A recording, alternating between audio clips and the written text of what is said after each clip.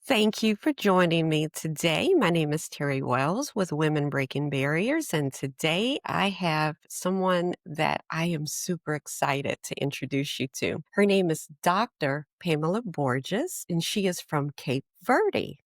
So, Dr. Borges, share with me like your background and exactly what you do in Cape Verde. Yes, hello, good morning, everybody. Thank you for inviting me. So, I am Pamela Borges. I am from Cape Verde. I am a biomedical engineer with a specialization in medical imaging and radiation. But then, after this, I decided to do my PhD in molecular bioscience. And I finished my PhD in 2019 and I decided to go back to my home country because I realized that with what I've been learning throughout my academic journey, I could help solve several things in several problems in Cape Verde. So I decided to go back. And when I looked at the health situation in Cape Verde, I realized breast cancer and cancer in general was becoming a real problem in Cape Verde.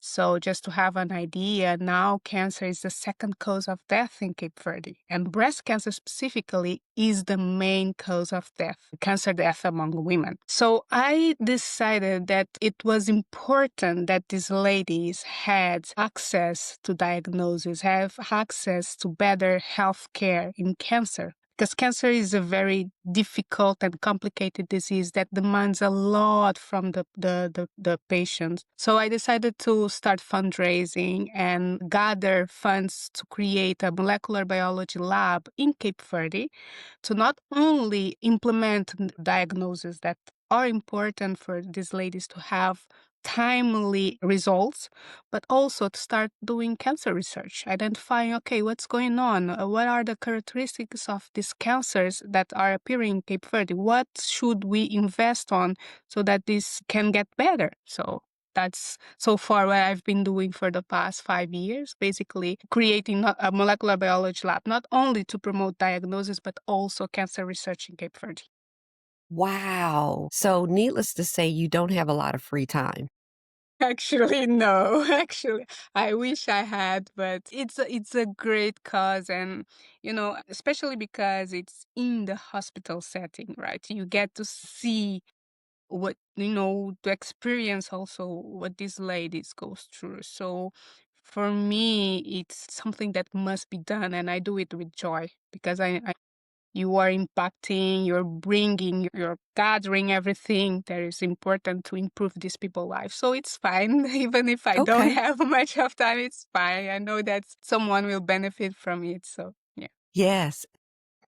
We know where you are today and what you're doing today, but how did you decide how to go into medicine, into science, and to be hmm a molecular scientist? Can you kind of share what that route was? Like, did you, hmm at the age 5, did you want to grow up to be a doctor? How did that look? It's actually a very interesting thing because, first of all, parents, my father is a electrical engineer. So science is something that has been on my family. My mom, she's an economist, but she's also very science pro. And in my family, since very early, I remember my parents engaging in talks about, discussing themes and some, how to do things and just troubleshoot little things. And that's, I think, that kind of sparkle my curiosity in things. Get to Mm, understand how things work. My father, as a biomedical engineer, he was constantly opening devices, and I was always there trying to understand, but why? Why these things connect? So the curiosity for me, for sure, was something okay. that try to understand at the core how things really works. When you see a phone, but how? How does it connect? How does it, you can touch and Wow. it works. So I've been always very curious. And then I also had a lot of doctor in my family. But I didn't Okay. want to go specifically to medicine because I had this curiosity that I wanted to understand how things work. So it turned out me trying to understand how disease works. So that's why I end up in basic molecular biology somehow. Wow. Yeah. So So try to you were understand the disease mechanisms, how they that happen, how can be solved, where are the mutations, what can be used to solve it. So yeah. so here in the United States, because you are originally from Cape Verde, correct? Yes.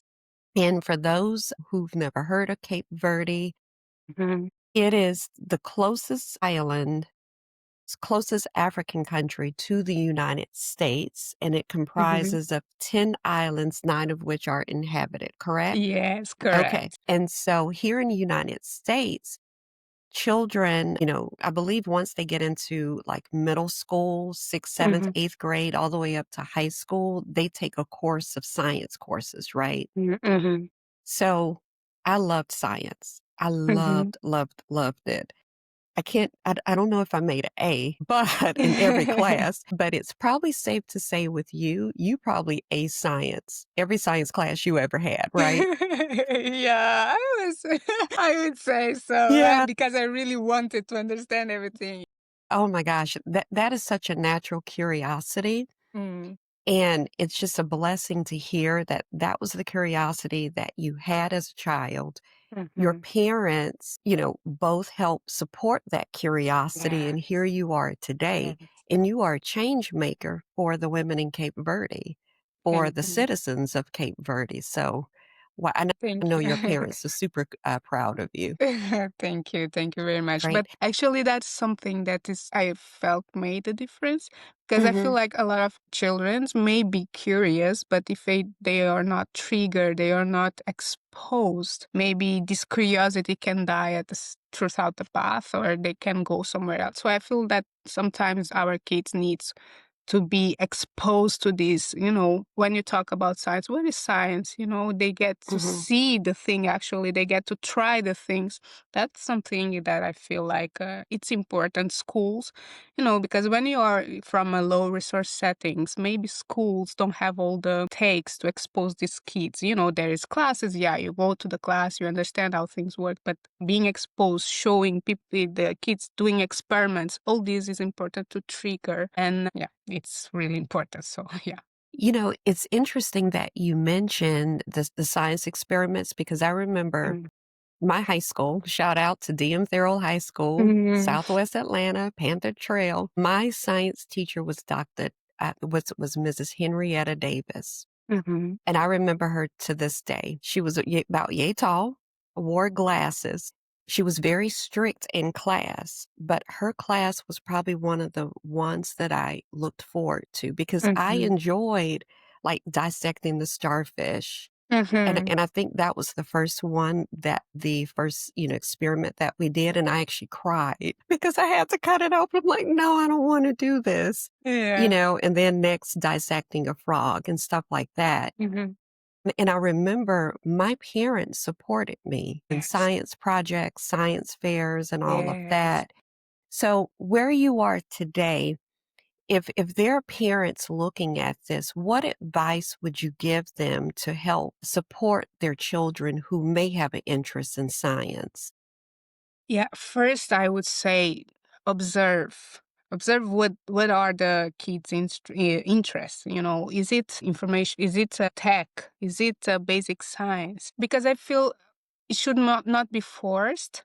You should see what the kid is leaning towards and then expose them to, if the kid wants more, is more interested in biology, take them to museums, sparkle their curiosity, take them to places where they can see, or if there is a summer course he can take, just to be there exploring. Or if he likes a lot computer, opening computers and, seeing things inside, how does that work? Find a place where he can go just explore. Or if he's, like astrology, take them to NASA or, you know, there will be, especially here in US, everywhere you have so much access to everything. But mostly is, I would say, observe your kids, see what he's interested in.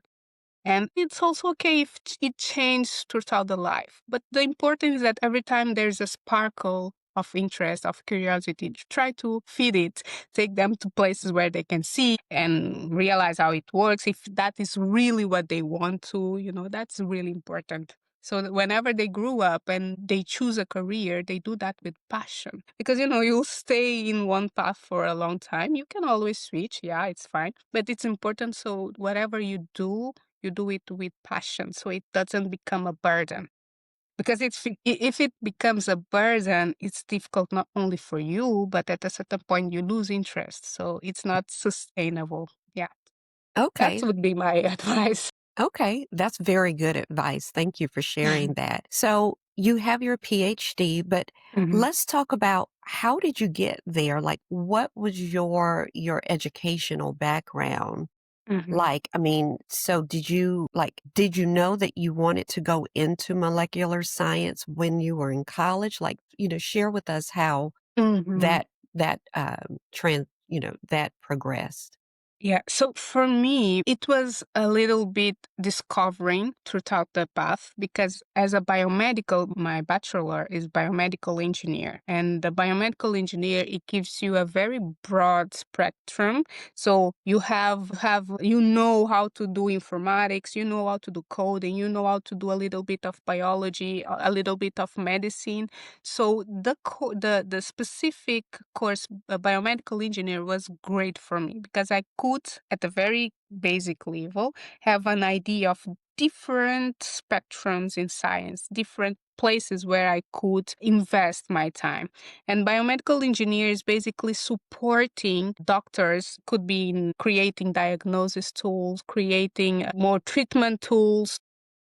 After my bachelor, I was exposed to several fields. And Mhm. then I started getting more interested on understanding how the disease would work per se, the molecular path, how one single molecule can make a difference in an old disease. So after my bachelor, I started thinking more about doing more basic research. And that's when I started looking for, open calls regarding PhD. And it was all competitive. So I started looking for, because doing a PhD is very it Mhm. takes a lot and it's very expensive, especially me coming from a low resource background. So I was constantly looking for opportunities and fellowships. And I end up finding one in a place that I wanted. So I just joined. And it was a very nice experience, my PhD, because we had the initial 6 months where we were exposed to different STEM field. And then from there, again, we should decided which one we wanted to engage. So it was again an opportunity for me to be sure that I wanted that path, the molecular biology path. It was more or Okay. less, but it was never a certain thing. I was Mhm. discovering it throughout as I'm going. Okay. So I heard you say the word coding, Hmm. and as a marketer and also a web developer, I'm thinking PHP, JavaScript, Yes, all of that, C, yeah, CSS, Python, HTML, MATLAB, Python. That's what exactly. I'm thinking. So are you Yes. doing that in science as well? I use not right now, but at the Okay. beginning during my bachelor, I was doing that. So there were several required fields that we needed to do that. So as I mentioned, biomedical engineer is basically creating tools so that the doctors can use solving medical issues, right? So it can be creating a new equipment, it can be creating a new diagnosis tool. So some point you need coding, you need to do programming, and I learned that as a tool, for a biomedical engineer. But right now, no, I'm just doing Okay. basic science. But I could also use R right now for data analysis, because I'm generating, with the research I'm doing in cancer, I generate a lot of data. And sometimes for data analysis, I also use R to analyze my data and try to see patterns in it. Okay. Yeah, because, with this whole AI movement that we're in, Mhm. you know, I'm Yeah. sure that there are tools that have yet to Sure. be created or have been created, Mhm. especially in the breast cancer field, that can be used from the time that someone goes for their mammogram. The radiologist, I'm just thinking out. Sure. So all of Yeah. that is super intriguing, and maybe we can get results faster. For sure. And actually, Yeah. there's now a lot of movement, especially when it comes to mammogram. Sometimes if there is a mobile unit going around with doing mammograms, you want it to be analyzed as fast as possible. So sometimes this image is taken from the equipment can be sent to a specialist, and the specialist can analyze it far away Mhm. using also you can have softwares that can automatically analyze it and start identifying patterns. Actually, I have a colleague. He's also Cape Verdean, but he's doing his PhD right now in Portugal. What he does is collecting mammography image, and trying to see if they can use an AI to, predict at a very early stage, predict cancer.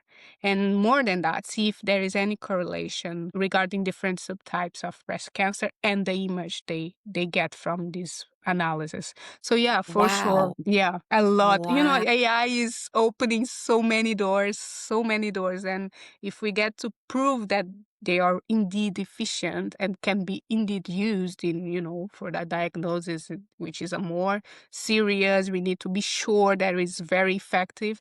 So it Mhm. will open so many doors and make everything easier.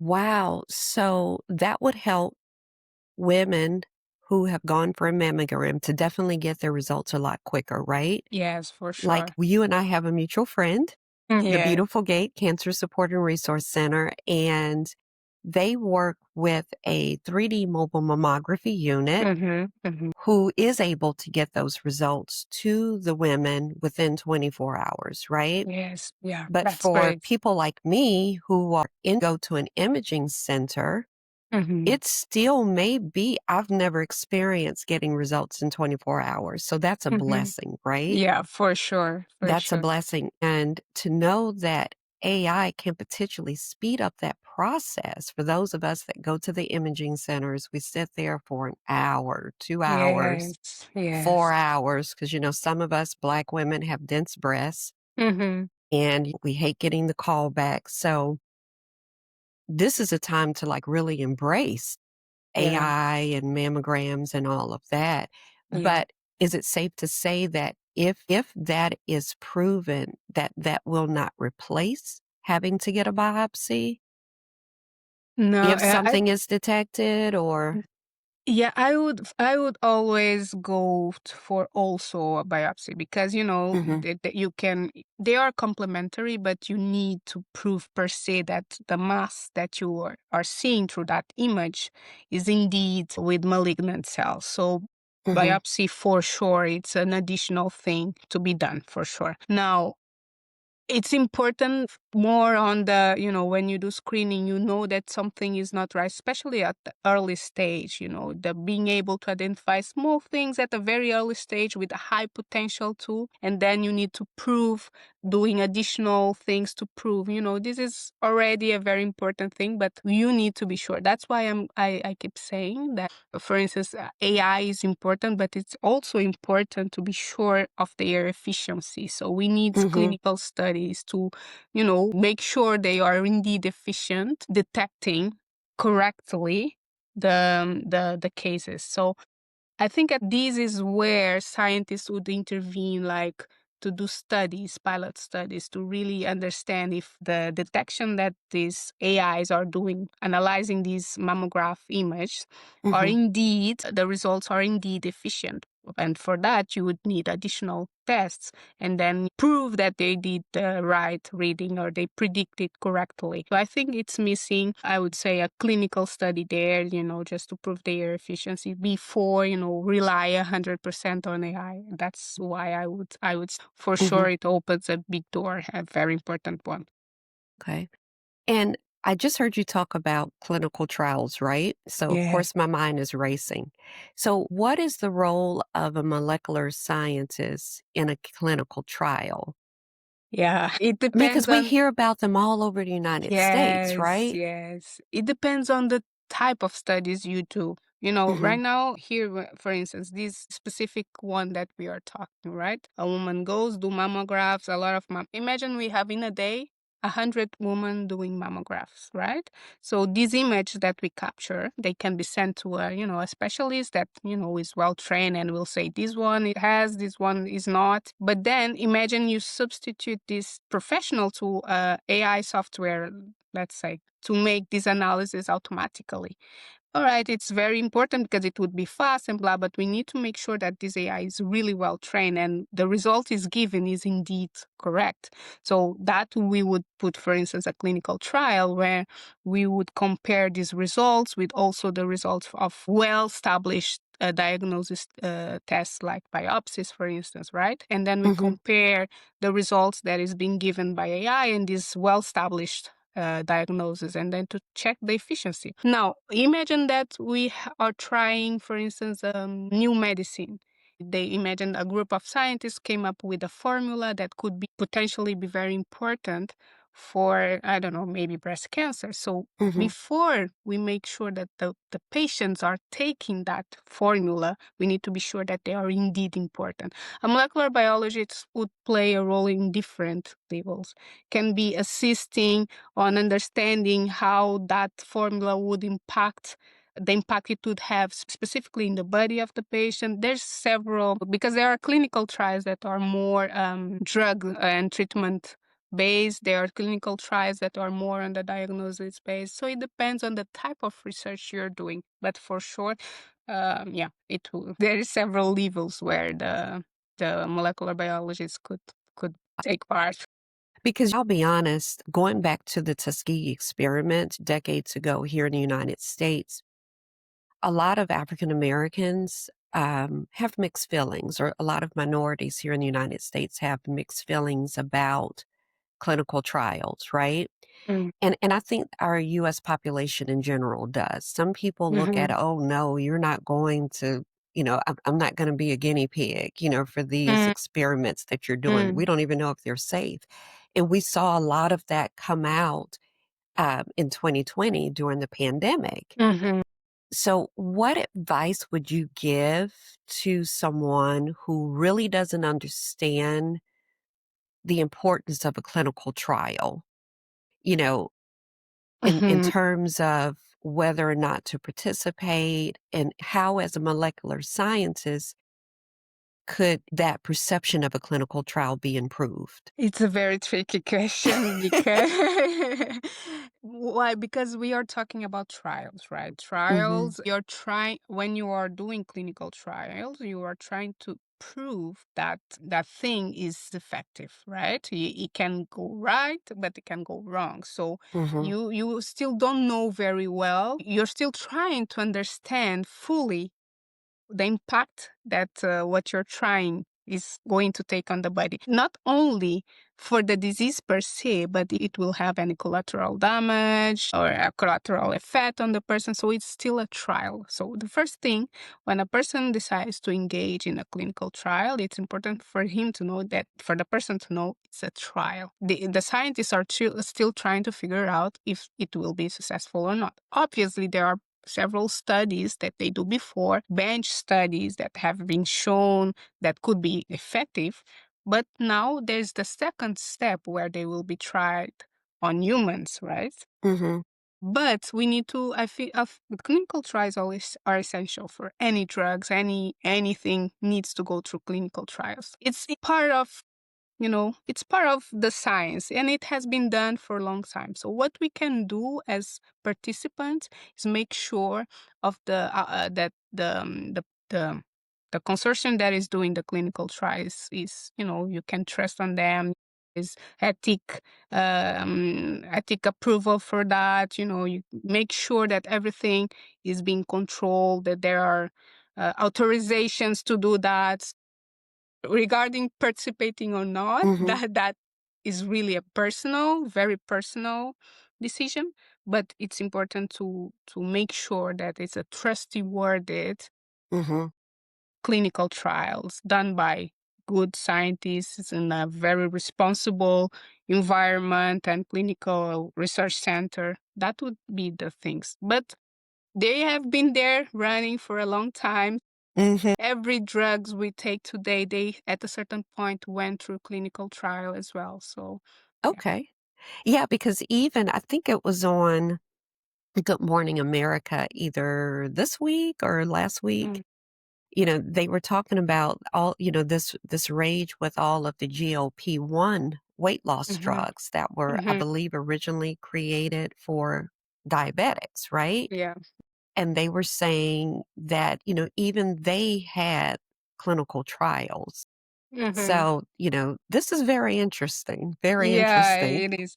And it also, it's exactly what I was saying before, right? Sometimes they are created from something, but because they don't know the full extent of the impact on the body, it end up Mhm, being, now it's being used for something else, right? So it's important for us also as participants, if we decide to engage in a clinical trial, to be conscious that it's a trial, mhm, make sure of the organization or the institute that is running the clinical trial. Make sure that the scientists are serious scientists and well experienced scientists. But apart from that, it's a trial. It has been done for long times. mhm. Most of the drugs has been gone through clinical trial. Make sure that there are ethic committees backing these institutions and everything is all right. That Okay. would be my advice. Okay. And I have a question for you. I know that you're still here in the United States, correct? So when you return to Cape Verde, what would your typical day in the lab look like? Look like. So right now I am in the stage of implementing my lab. So I am at the stage it has a lot of bureaucratical parts still because I'm in the process of bringing equipment, setting up the lab, but I also have two students that are constantly with me. I will be directing them, and what we are doing right now is in the since the lab is in the hospital, we try to identify every new cancer patient diagnosed with cancer. As soon as we identify new diagnosed patient, we try to data all the data, clinical data, sociodemographic data, molecular data. Also, we are trying to also collect sample blood, peripheral blood samples, because we want to do genetic tests to identify if these cancers they have a genetic component or there are other risk factors. So we collect blood and samples from these ladies. We collect every data possible and we do follow up.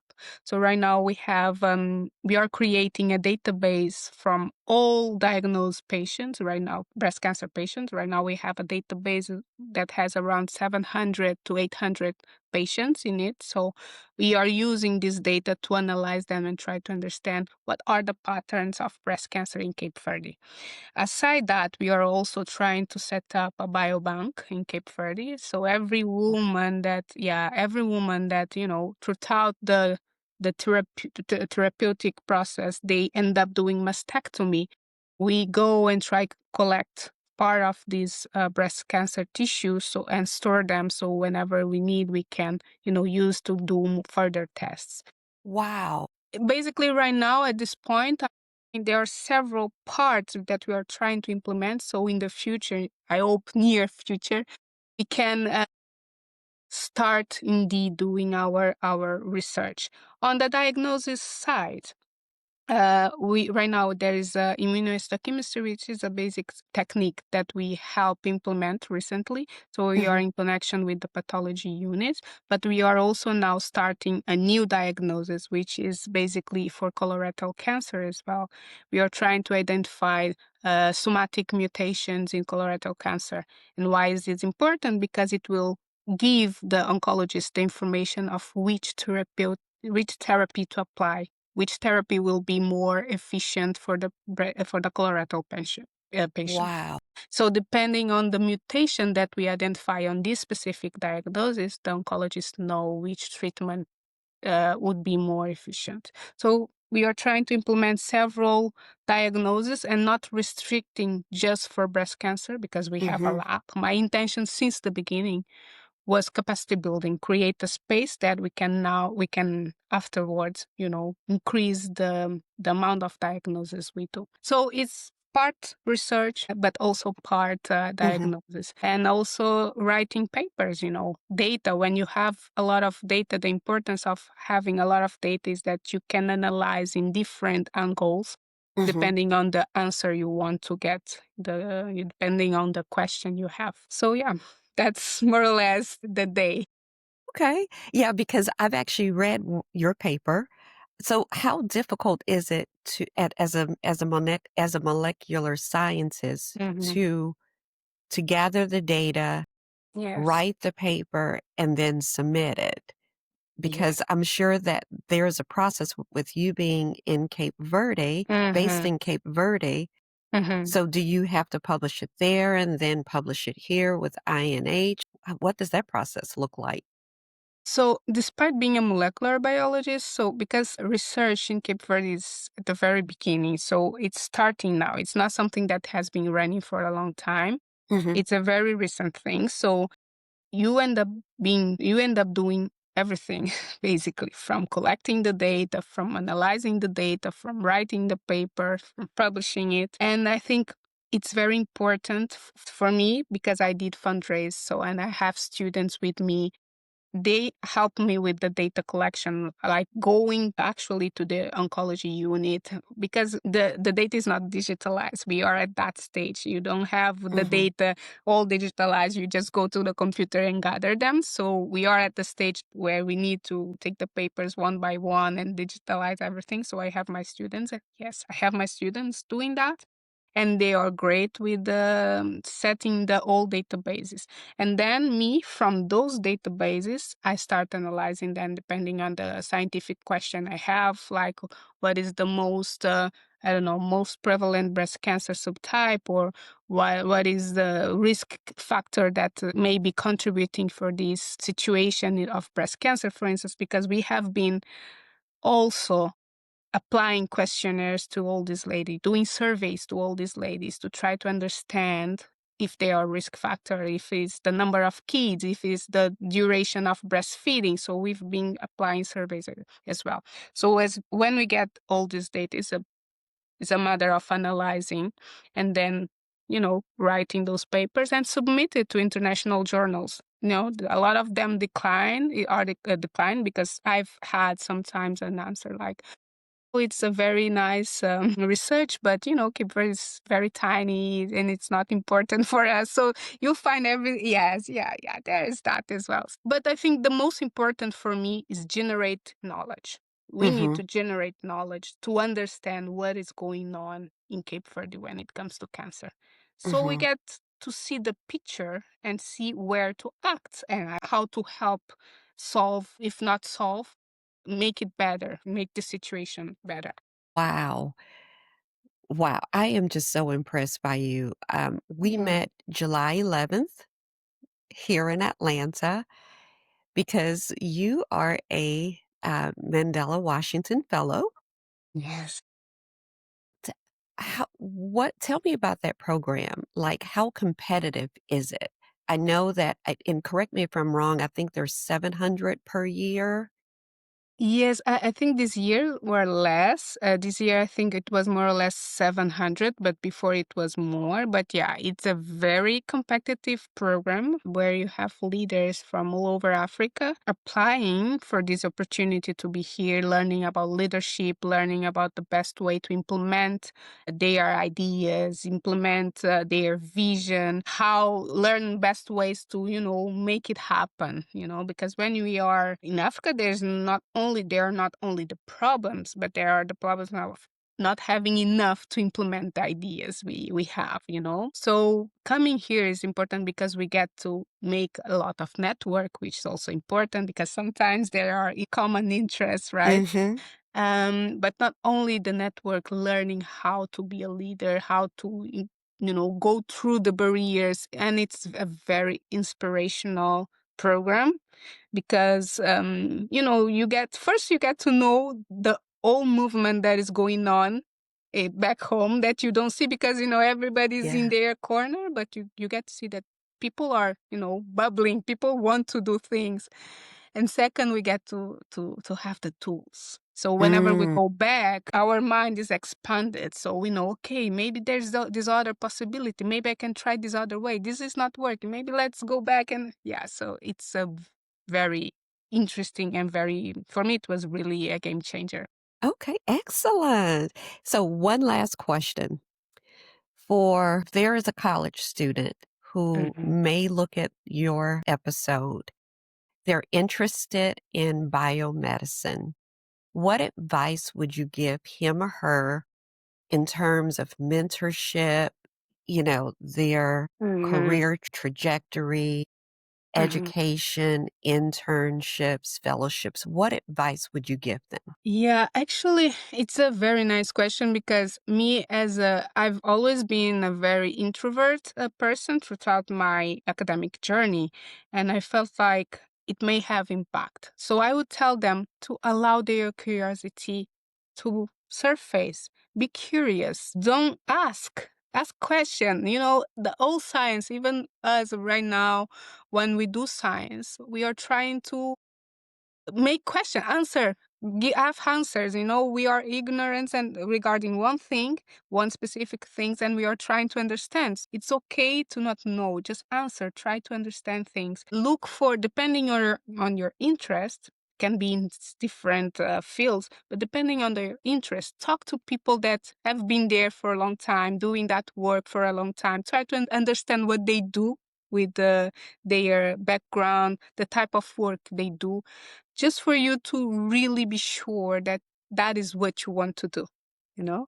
And from the moment you decide, no, this will be very interesting, I think this will be it, start looking for the possibilities. Nowadays, we have something that I feel like sometimes is misused, which is internet. So just go through the internet, look for the courses, summer courses or internships, uh, you know, avoid this period, this academic period that you have, and learn as much you can. Do internship, do Erasmus, which is international programs. Learn as much as you can in a fun and light way. Because whenever you go more into a professional way, it will be serious.